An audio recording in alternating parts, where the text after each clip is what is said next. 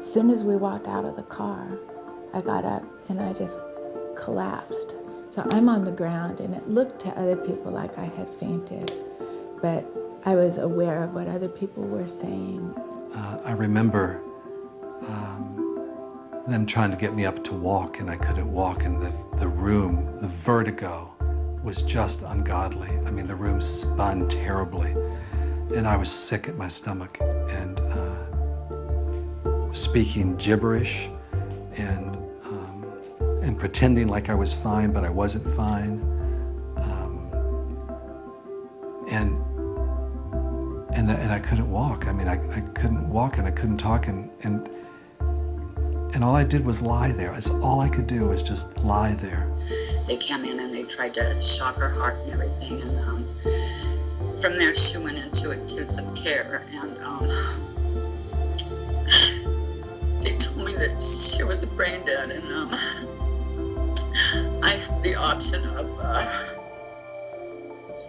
either keeping her on life support or letting her go. And I told her that I loved her enough to let her go. So we took her off life support, and she left us.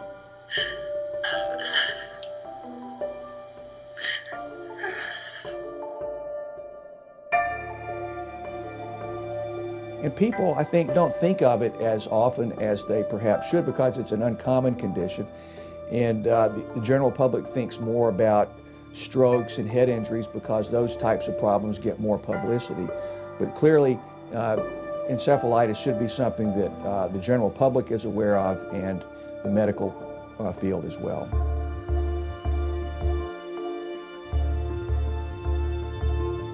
Yes, I'm a master's level psychologist. I worked at a psychiatric hospital. Jessica had just graduated from college, and she had just got her license degree to be an occupational therapist.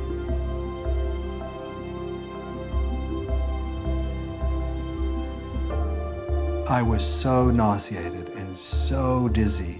My vision was spinning around. My head would go like this, and my vision would go like this. They gave me a gauge that, for my fingers, it measures your strength.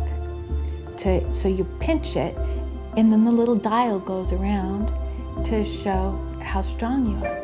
Well, they couldn't get a reading because I couldn't hold the little scale in order to pinch it. That's weak.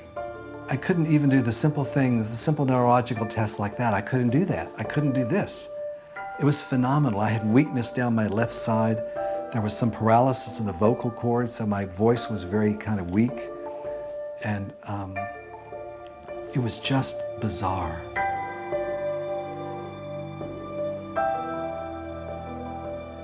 I can't read the menu. I can't read anything on it. I can't decide what I want to eat. I can't preach extemporaneously anymore. I have to read a written manuscript. I'm like, I'll have whatever that person's having. I have short-term memory issues. I sometimes can't remember. There's a lot less stress in my life because I can't remember all the stuff I have to do. That's the honest truth. Well, there's a sadness when you're not mothering your children, and when they're taking care of you instead of you taking care of them. My children are going to grow up and get married and have grandchildren. I can't even hold a baby. So what do we do when we are left, we take our loved ones to a hospital thinking that they have the knowledge. It's us that are left with their devastation. I said, you all seem to have one treatment for encephalitis. It's called a funeral, and I'm not having one. We need to come up with something else. I ditched my wheelchair.